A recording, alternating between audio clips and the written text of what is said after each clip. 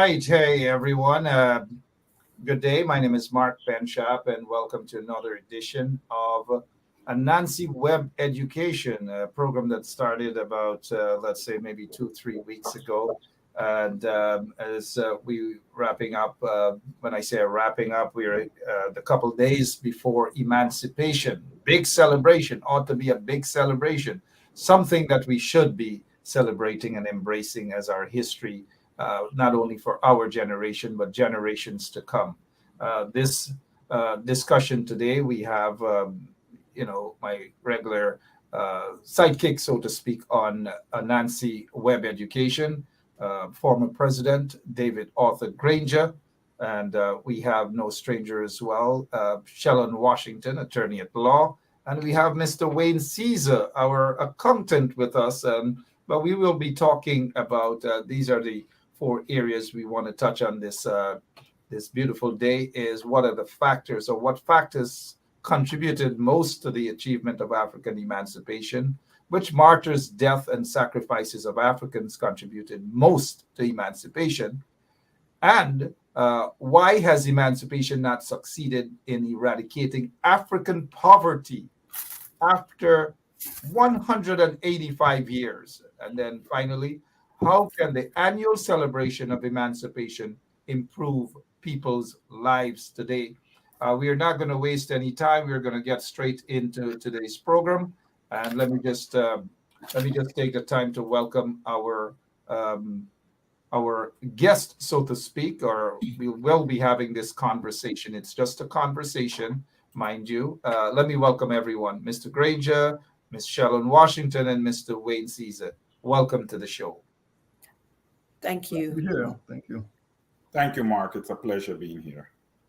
Let's start off by asking the former President Granger, how are you feeling as we prepare to celebrate Emancipation Day, another year? Well, it's always exciting. It's something to look forward to, and I think most of the African Guyanese look forward to emancipation, even though, in a general sense, all ethnic groups have been affected by emancipation. And in fact, I regard it as a national celebration. It's the birth of our nation. It was the most important factor in bringing Indians, Portuguese, Chinese to Guyana. And that's when Guyana started as a nation. And if you look around the country today, you'll see that all of this was only possible by the Africans fighting for emancipation. So it should be a time of excitement, and we hope that it should be a time of social cohesion in which people come together.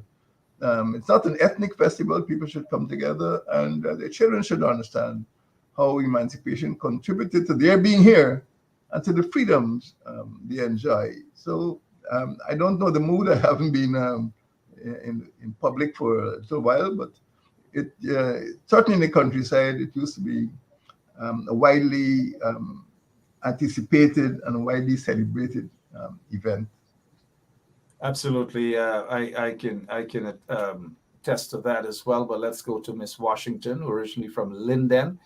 Growing up, what was it like when you heard of emancipation, or maybe the community and the township, or maybe your family celebrating emancipation? What was it like then, and what's the mood? How are you feeling now about Emancipation Day? Emancipation, back when I was a child, it was a very special celebration. What happened is most of the people from Linden, they would dress in their African outfit, and they would head to Georgetown for the national park celebration. So it was really, really exciting when I was growing up. Everyone, talked about it. They prepared for it. They made sure that they had their African outfit for that particular day. I think it was always meant to be a time of, reflection, to celebrate, to enjoy. And I think as we are today, I think we're Guyanese are still celebrating it in the same manner as, when I was a child. But I think our focus, it has been shifting over time in terms of we're still celebrating, but I think we're more focused now in terms of accomplishing the goals or keeping in sight what emancipation really means to us, and continuing to work towards indeed having or seeing Guyanese, Afro-Guyanese free. Absolutely. Well said. If you're now joining us, this is Anansi Web. It's all about emancipation. And we are discussing emancipation, celebration, and how proud we should be of our ancestors. Mr. Wayne Caesar, originally from Plaisance. What was it like growing up and hearing about emancipation and the freedom of our African ancestors?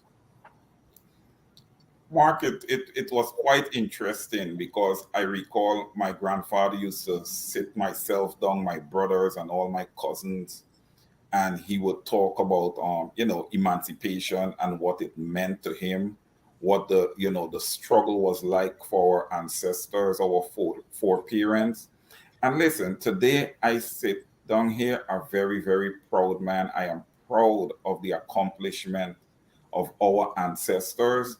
And I'm really looking forward to August 1st personally, spending some time in reflection of, what would have happened, the struggle that our foreparents would have went through to get us to this point.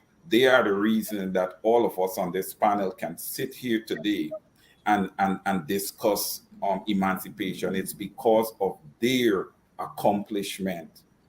They were able to hand Guyana over to us, and we need to carry this on. Listen, August 1st need to be a day of celebration. It also needs to be a day that parents would sit down their children, maybe early in the day before you go to the festivities, and edify them on emancipation and what would have really occurred and the reasons that they can sit freely in Guyana and live freely today. Absolutely, a day to be celebrated even more, August 1st. And I agree with Wayne that it is something that it should be like a breakfast, over the breakfast table discussion early in the morning in the villages, the drums, and so forth and so on. But remember, emancipation, enslavement, 1838. It ended, supposedly ended in 1838. Today we are talking about what factors contributed most to the achievement of African emancipation. Let's go to Mr. Granger on that question. What factors contributed most to the achievement of African emancipation, sir? Thank you, Mark. Most major events, either nationally or internationally, are the result of what historians may call multiple causation. It's not a single factor. And what I would say is that the most important single factor was certainly the resistance, the rebellion, the revolts by the Africans themselves. And they made the whole system of slavery untenable. They were not alone, but I would say the most important factor was that the enslaved Africans never accepted the indignity of enslavement. And from the time they were captured in Africa, they mutinied, they jumped off the ships when they landed here, they revolted, they rebelled, some of them ran away to the bush, set up maroon colonies. Many Guyanese don't even know that we had maroons in Guyana. And it became so expensive that the British government had to set up a special British West Indies regiment to control these revolts. And they would move from island to island and to British Guiana. In fact, members of the British West Indies regiment actually shot down the rebels on the 20th of August, 1823. So it became very expensive to maintain control. So the biggest fact, the most important fact, was the fact that Africans never accepted slavery and they continued to rebel. There were other factors. Because of the high cost of suppressing slave revolts, the British merchants and the industrialists started looking for cheaper sugar. It was very expensive to bring captives from Africa, to employ them on the plantation, to suppress these revolts. And after a while, they looked for countries that did not have slavery and they did not have to suppress revolts. So the economic factors, in which you had this, what they call laissez-faire free enterprise. The merchants wanted, cheap food for their workers. So the thinking was changing. And another important fact too is that there was an intellectual process called enlightenment in Europe, and this gave birth to the French Revolution and the American Revolution. And a lot of Christians said, look, the whole humans holding humans in bondage is not acceptable, it's not a part of Christianity. And they fought against it too. So there was not only the rebellion of the Africans themselves, but there was the intellectual move. There was an industrial change with the industrial revolution. People that let us get away from this expensive sugar. Up to now, it's a lesson Guyanese still have to learn. To produce sugar without slavery, without the harsh conditions. And also the evangelists played a role. And the first, there was something called the London Missionary Society, which the Congregational Church, I don't know if any of our guests on the program are Congregationalists, but that was the first church to go to the African people in Guyana. So there were multiple causes. And I would just put that on the table for our colleagues to discuss. Certainly, resistance by the Africans, the changes in the world economy, and the views of the Enlightenment and the Christian, the evangelical Christians, all contributed to the achievement of African emancipation. Well said, David Arthur Granger there. We go over to Michelle in Washington. Describe to us and, of course, our audience, those of you who are watching, we want to say good day to all of you. And as we prepare to celebrate Emancipation Day, let us feel that pride. Let us go out and celebrate. We just want to in advance say happy Emancipation Day to all of you, whether you're in Guyana, outside of Guyana, wherever you are. Ms. Washington, can you briefly describe for us what was it like growing up in Guyana as a little Black girl, so to speak, a little African girl, your roots and so forth, and hearing people talk and reading the history about African history, and it all centered mainly around slavery and slaves. And how did that make you feel as a little Black girl, so to speak? Um, Mark, me listening to what President Granger said just brought right back to me all of the history that I learned in high school when I studied West Indian history, the West Indian history books. One of the things which I am very proud of and very grateful of is, growing up in Linden, my skin color was never the highlight of anything. So I was never meant to feel as if I was inferior to anyone. That wasn't a part of the culture in Linden. In fact, once I moved to Georgetown and then I went to Trinidad to study, and then I came to the United States, and I recognized that a lot of women my age were like complaining and their skin color was a problem, and they were more focused on that. Then is when it became a reality to me. But growing up in Linden, where almost everyone else looked like me, there was no problems. I wasn't made to suffer any form of discrimination, or nobody looked down at me. In fact, we were, we were we were living in unity in Linden, and even though there were few Indians and Amerindians, no one spoke about, oh, you're different, or you're too dark, or it was just the general jokes that people make about somebody being dark skinned, but nothing of the sort as it relates to our race. So when I listened to President Granger, it just really took me back to my history in school, because that's the only place where I was taught about slavery a lot. We were never taught about slavery in the churches. The churches didn't push that, or it wasn't something that was regularly discussed in our home. My parents would talk about it, but not to any great extent. So in school, on the other hand, we were taught about how, the humanitarians and the abolitionists, and how the churches, as the president said, they all work together in terms of coming together and fighting against slavery for emancipation. And I think it's a lot about the work of the abolish, and the the people who work towards the emancipation.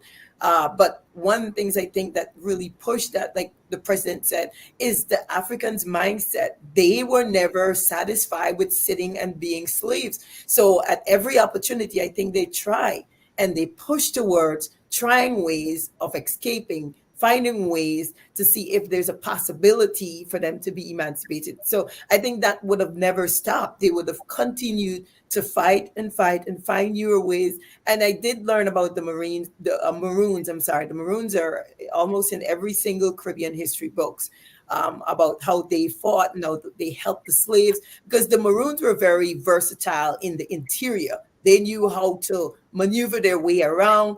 I think if you were thinking about guerrilla warfare, the Maroons were like that back in those days. So, Mark, when we talk about slavery, emancipation, fighting against it, the abolitionists, the humanitarians, the churches. Those are all things that we learn in the Caribbean history books, not necessarily at my family table, like I heard being said earlier. Absolutely. Shallon Washington there for us. And I'm certain that many of you in the audience are reflecting on what it was like growing up and hearing about your African ancestors, those who were enslaved, and what it was like, and how proud we should be as a people where we are today. Have we achieved a lot? We have achieved a lot, but should we achieve more? Can we achieve more? There's always room for improvements and so forth, but we must give that respect and acknowledgement to our ancestors, our African ancestors, who would have endured the brunt of almost every barbaric acts you can ever imagine. Wayne, what was it like in Plaisance growing up and hearing about the rich history of Plaisance, Africans buying villages, Plaisance, Victoria, and those sort of things? How does it make you feel, sir? You know, Mark, when I went to school, and I went to school at St. Paul's Primary in Plaisance, and you would have gotten together with your social studies teacher, and you hear them talk about slavery and the conditions that our ancestors would have faced, the conditions that they would have lived under, and to hear them, kind of depict to you how they would have come together as a group and pool their monies and purchase these villages. It was interesting because I was trying to think, well, okay, what did they do, to earn the monies, and I try to think of the sacrifices that were made, to purchase these lands. And as they inhabited the lands, there were many who still remained on the plantation working. So although they inhabited the lands that they would have purchased, there were still some of them who remained on the plantation to work, to continue to earn so that they can buy other villages, and the trend just continued. It's interesting because I always try to envision, what Pleasance would have looked like, in those times. And to watch the development today, although I am not fully satisfied, Mark, with the development across Plaisance and Victoria, I think there have been major delays in development of these African Guyanese villages across the board. Especially, I mean, I was quite satisfied with what I see on the great LFS, Lyndon Forbes, Samson Barnum, and the Honorable Hugh Desmond Hoyt.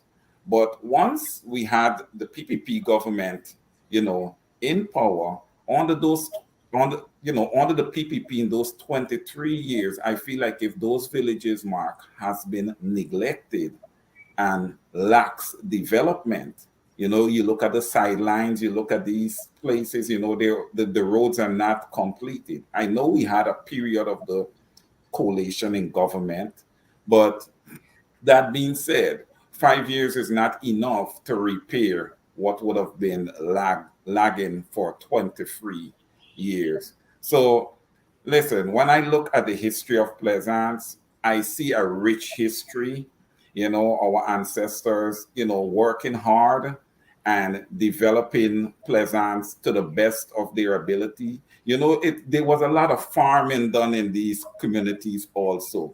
That was one of the main things that our ancestors did. They did a lot of farming. And today I would like to see, although there may not be enough land for the widespread farming that our ancestors were doing, it's enough to have a little kitchen garden. And I think Mr. Granger would have hinted on this a couple of times, that it's a good thing to have a little kitchen garden, you know, and that would kind of show your respect to your ancestors and where you would have come from, while also producing food in your home. Over to you, Mark. Thank you so much, Mr. Wayne Caesar, reminding me about the kitchen garden and our little kitchen garden there, the beautiful village on the quarantine. Not Auckland, Mr. Granger, not Auckland. I see you were hoping that I would say Auckland, right? But Philippi. You're familiar with Philippi and all those kitchen gardens there. Good good day to all of you beautiful folks listening to us, whether you're from Kildonan, wherever, preparing to celebrate the Emancipation celebrations. August 1st, whether Leeds Village, Nurney, Limlayer, all across Guyana, Linden, Belladrum, you name it, all across. Which takes me now to our next topic here, and Mr. Granger will take the first hit at this.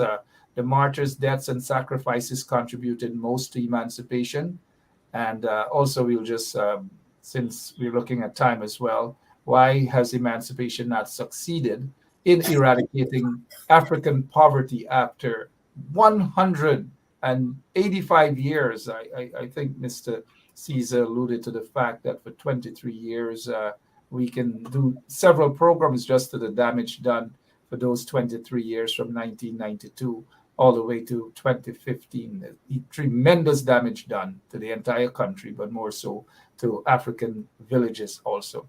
So, Mr. Granger, the martyrs' deaths and sacrifices contributed, and what has emancipation not succeeded in eradicating, or why has emancipation not succeeded in eradicating 185 years of emancipation? Well, I can go back to Shalon's point, that the trials and tribulations of the enslaved Africans caused them to revolt, and there was a blood sacrifice. They paid with their lives, and this is not accidental. These are people who faced British rifles and bullets and bayonets, and they continued going forward. And the four greatest revolts were in 1763 in Babis. And of course, we must pay tribute to Kofi, who is a national hero and who led that revolt. The second one was in 1795, which is not well known on the West Coast, Demerara. And the leader of that revolt was named Amsterdam, and he's very cruelly tortured.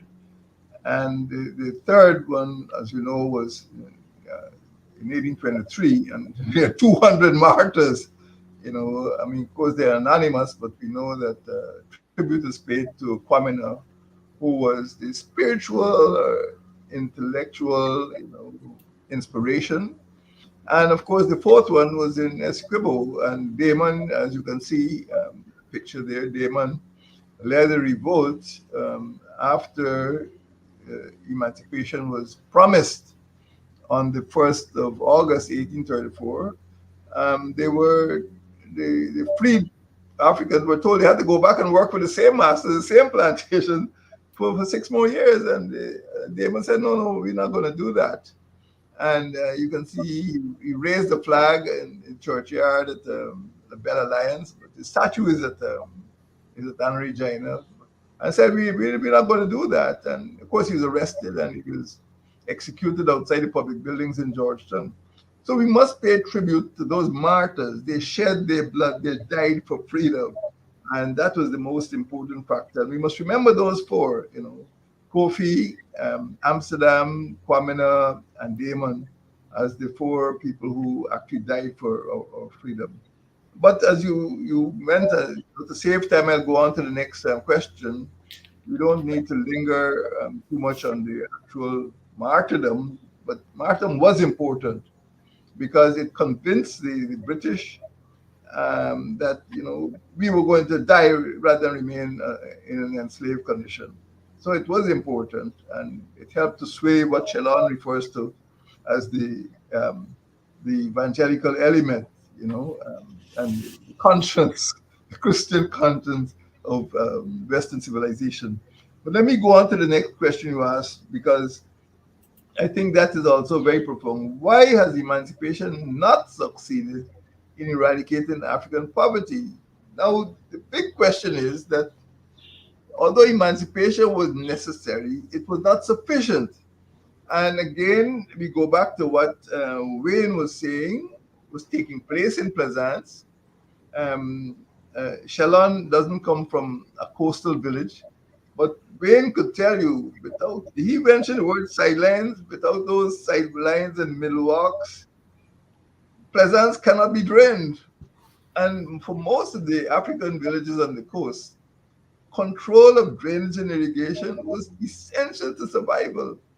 And the British planters, even after emancipation, controlled drainage and irrigation. And you can see what happened in 2005. You can see what happened in 2021 under the PPP. If the government does not pay attention to drainage and irrigation, people will suffer. And during the second half of the 19th century, the African Guyanese population actually declined because of the incessant flooding, the cyclical flooding, and many waterborne diseases, cholera and dysentery, malaria, and so on, literally decimated the African population. And because the planters wanted to punish the African villages, and sometimes villages were deliberately flooded. So that is one of the reasons why, although Africans saved their money to buy these villages, which is very praiseworthy, they did not have enough money to provide drainage and irrigation. And up to the present time, 2023, we still see that there's the National Drainage and Irrigation Authority, which cannot prevent flooding in Georgetown or throughout the country. So I think that the infrastructure is one factor, and I allow Wayne, as a villager, to speak about the problems of village development that he might have encountered. And Shalon, although she's not a villager, is aware of the importance of infrastructure development. But my contribution here is that the villages remain largely poor. And that is why, on another occasion, we must discuss, the International Decade for People of African Descent. The villages remain relatively poor because of the drainage and irrigation problems and in other infrastructure problems. Many of the Indian villages were supported by the colonial government to keep the Indians in Guyana so they wouldn't go back home to India after their indentureship ended. But many of the Africans had to stay here, and some of them suffered, but the villages survived. The villages survived. It took a lot for those villages to survive. It took a lot for those villages to still be there. Lots of sacrifices made, ancestral lands. We're hearing a lot of controversial stories about ancestral lands being taken away, stolen from those people who rightfully are the owners, are the rightful owners of those lands. It's something else we can take a whole program or two to touch on. Miss Washington, as we look at wrapping up time, not just yet though, but what was it like, listening to all of these heroes, those heroes, Coffee and Damien and so forth, and as you take a drive by, I'm sure you probably did excursion from Linden to Georgetown and probably drove around Coffee Square of the Revolution. Describe what's the feeling like when you saw for the first time maybe the Coffee at Square of the Revolution and reflecting on the history of how he rebelled against those slave masters. Oh, absolutely. I have, during my years in, I think, primary school and high school, visited the monument, the 1763 monument of coffee. And I think, it it helps to highlight the resilience of Afro-Guyanese or African as a whole. When the British wrongfully took them from their home, what they called their home, and brought them to different countries in the West Indies, including Guyana, it must have been really difficult. And I imagine that they would have done exactly what they did, which is continuously fight for ways or seek different means and ways of which they could free themselves. And I think the martyrs for Guyana, Kofi, Kwame, Amsterdam, and Damien, I think what they did is set the stage to assist or strengthen the minds of Afro-Guyanese to continue to push towards emancipation. I think without them, people would have kept fighting, but we always need a leader. I think people always need somebody to step in the front and be willing to be the ultimate sacrifice to accomplish a goal. And once people see there's one person that is willing to take this risk, people generally follow. And I think that was one of the greatest things that we had in Ghana. People like Kofi and Damien and Amsterdam, and if they hadn't take the risk that they did to lead the revolution, to fight, to ensure that Afro-Guyanese were free, or at least the stage was set for their freedom, I think without them, it would have probably taken a longer time, because even with the economic crisis, even with everything that was happening, the British were still reluctant. And even to this day, there were people that were very, very reluctant to allow their slaves to be set free.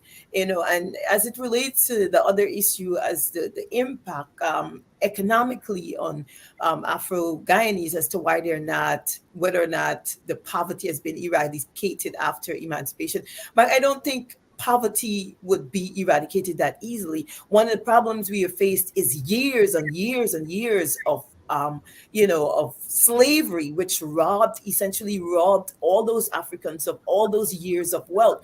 Those years of wealth was essentially taken. It was stolen. So it was never replaced. There was never a talk about restitution. There was never a talk about finding a ways to give back to the Afro-Guyanese what was stolen from them.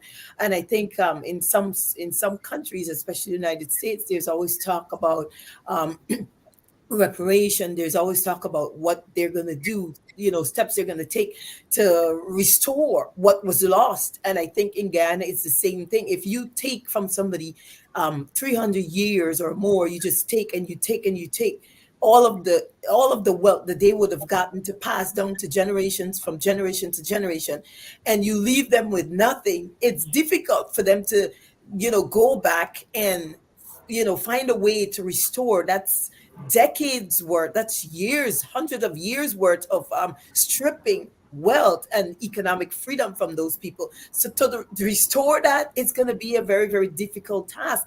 And we've heard members of the panel, even Wayne, speak about how he heard about ancestors working to gain money to purchase lands, and even with that, it still doesn't restore all that was lost. They would have gained something from working hard. Yes, they went and they worked hard, but still, it's not easy to restore generational worth of wealth, which the Europeans has. They have taken something that didn't rightfully belong to them. That's a form of taking. It's in our times and in the legal sense, that would have been essentially larceny. It's a wrongful taking. You're taking something that doesn't rightfully belong to you. And then there's no international law, there's no humanitarian law that says, okay, you've taken something that was wrongfully, well, it belonged to somebody else, and now you have to give it back. There's nothing that would tell them they have to give back all of the wealth that was lost. And in the context of Guyana, all those slaves who worked hard and they purchased land, and the land is still sitting there, and now the government is trying to take it, because of the eminent domain issue.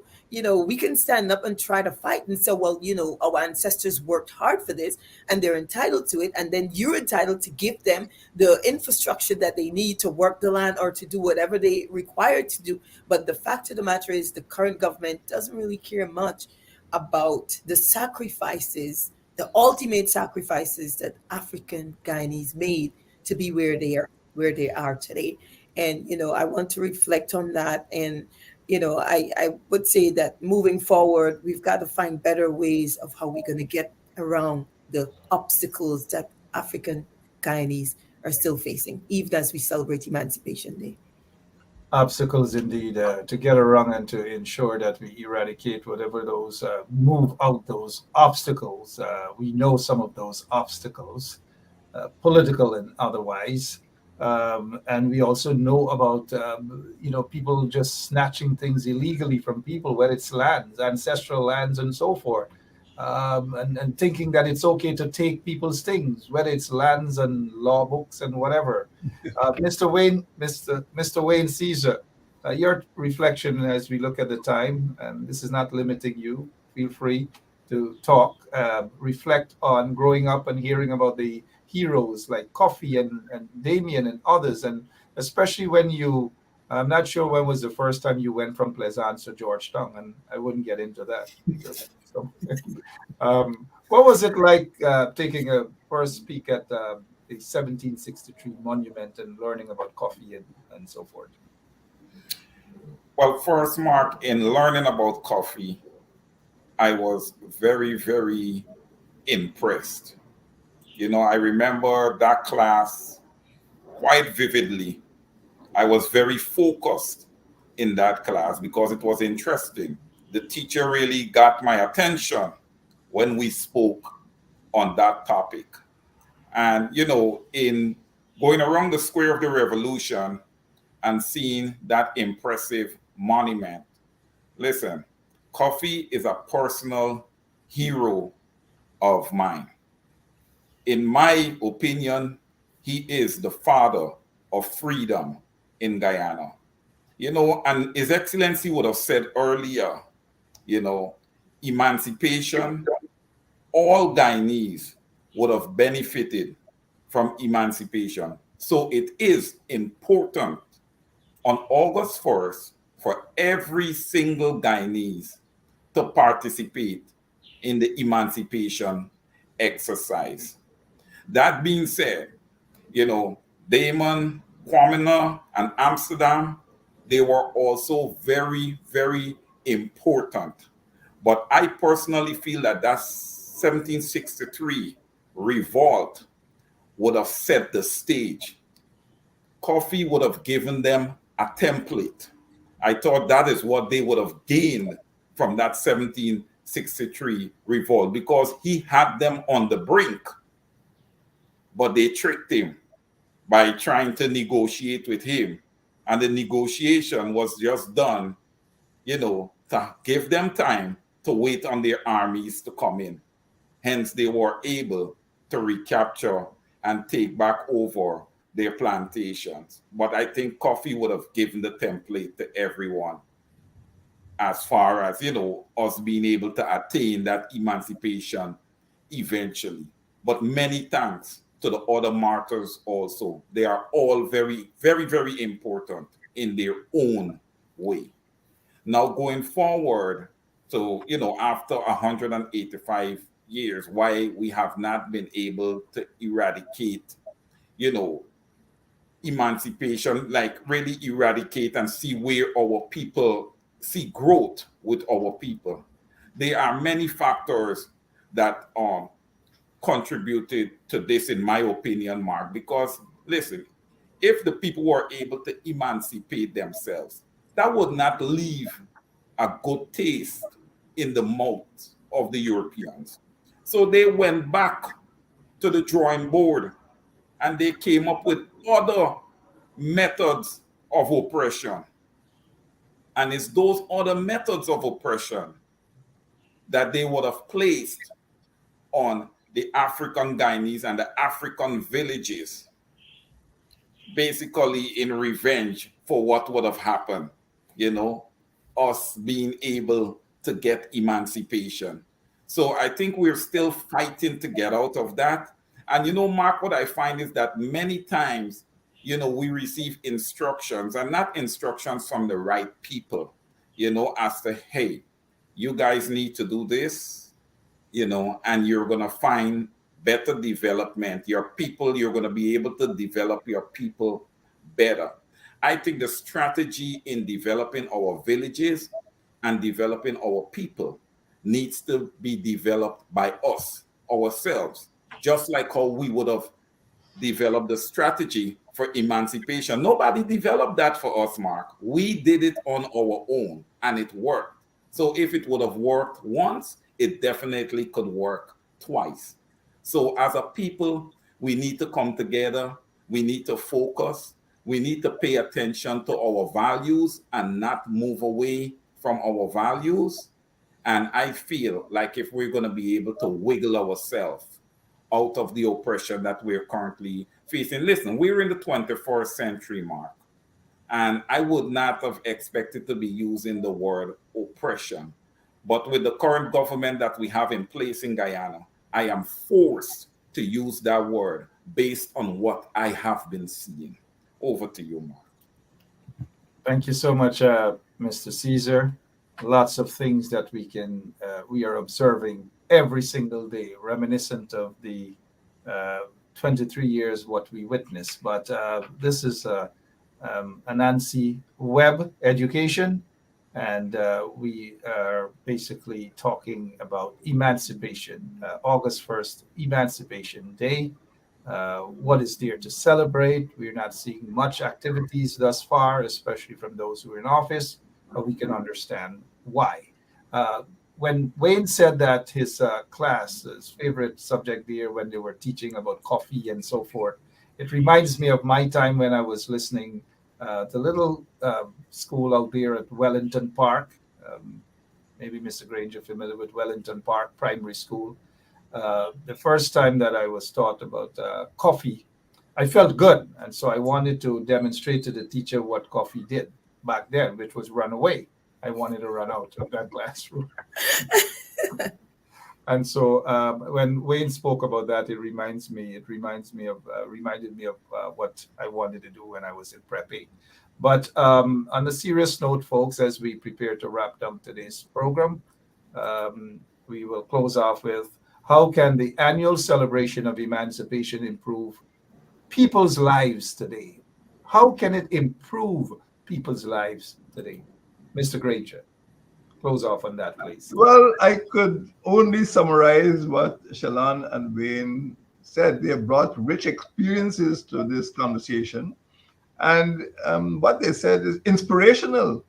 And this is a good reason why people of African descent should consider 1st of August not only as a historical event, but as a time of, it's almost like New Year's Day, in which you make New Year's resolutions.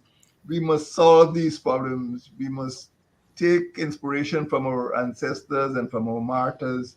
And nothing, if you understood what happened in slavery, I mean, it was the worst form of oppression. And if they were able to overcome the worst form of oppression, there's nothing happening in Guyana in 2023 that we cannot overcome. And I'm very impressed with what Wayne and Shalon have said, that this day, 1st of August 2023, must be inspirational. And every year we must remember that our ancestors fought to make us free, and we need to use our intellect and our assets to ensure that our children and grandchildren do not have to go through these trials and tribulations that our forefathers had to go through.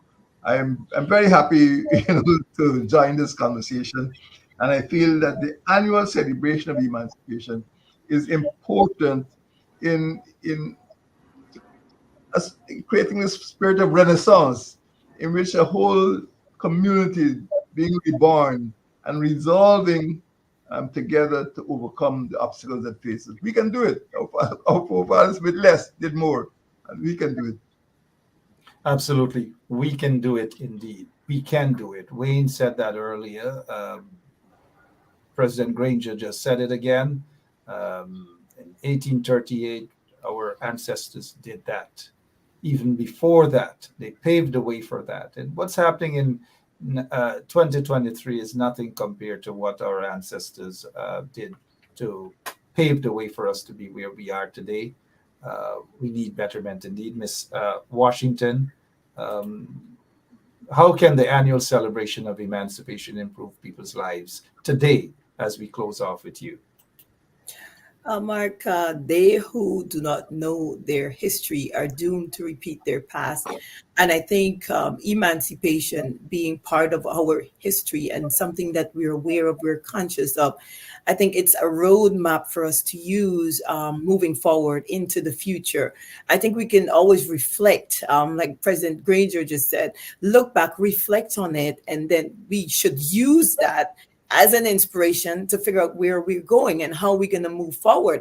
We can use that to set programs, to implement plans, to implement various things to help us to move ourselves forward out of poverty, out of oppression, because we have to find ways continuously. It's not just we sit down today and we solve one problem today and then tomorrow it's over. Every year emancipation comes around and we reflect, but not just reflecting, but we should find ways and means of how to move our people out of poverty, move our people forward, find ways and means. We have organizations, but we need to try to use it to its fullest to see how we can continuously set ourselves free from mental slavery. Also, mental slavery is one of the most powerful form of slavery, not just physical. And our foreparent, our heroes, they fought for physical, but the mental aspect of it, we need to try to move and to always work towards getting our minds free, so that as Guyanese people, as we celebrate our Emancipation Day, as we celebrate what our ancestors has done, we too should be able to use that and use it as a roadmap to move forward, to ensure that our generation to come, our future with children, they will be not just free physically, but mentally they'll be able to say, well, I can stand up as a free Guyanese indeed. And I have also found ways how to eradicate poverty from our fellow Guyanese brothers and sisters' lives who are still struggling today. I think that's what it should be about. Most importantly, finding roadmaps to move ourselves forward and to eradicate poverty, widespread poverty from Afro Guyanese. Well said, Ms. Shellon Washington, attorney at law. We go to our content in closing off with him. How can the annual celebration of emancipation improve people's lives today? Wayne Caesar? Yeah, thank you, Mark. My comment on this would be we need to be very frontal in our position, because what I am seeing right now is that the current government is seeking to dismiss African history across Guyana. Hence, there are no real programs or events planned for August 1st, and they should be. As His Excellency would have said earlier, that emancipation would have benefited all Guyanese. So we should all be celebrating this. So I'm quite disappointed that there are no events planned for emancipation. I say this to the opposition: we need to have a march, we need to have something, to show respect and to pay respect for our ancestors. Listen, August 1st is a day for, as a Guyanese, if you're down, August 1st is a day to feel empowered. When we look back at what our ancestors would have accomplished, and as His Excellency said, under much worse oppression than we are facing today, that should empower and encourage us, to move forward as a people and to take a step forward instead of a step backward. Mark, this can be accomplished, and I am very, very confident that as a people, we are going to be successful. Over to you. Thank you so much, Mr. Wayne Caesar. Thank you so much, His Excellency David Arthur Granger. Thank you so much, Her Excellency Shellon Washington. I'm sorry, His Excellency Wayne Caesar, too. Sorry about that, too. I don't want anyone to feel left out. When I'm done with this here, maybe sometime tomorrow I'll go in my backyard and see what is there that I can plant: shallot, belange, okra, something. But what are you guys doing in your backyard? Give us a quickly, Miss Washington. Are you utilizing the summer to do something? Mark, unfortunately, I cannot utilize my backyard. I have a deer issue where I live. So the Oh deers dear. and the raccoons, and Oh dear. they will. Yeah, they would scale the fence and they would eat every single one of those things. I Unfortunately, hope those raccoons aren't political raccoons, some of whom are. they probably are. They probably are because we have a lot of political raccoons in Ghana. So Oh, those ones are probably from there. They probably Mr. migrated to my backyard. What about you, Wayne? What are you planting in your backyard?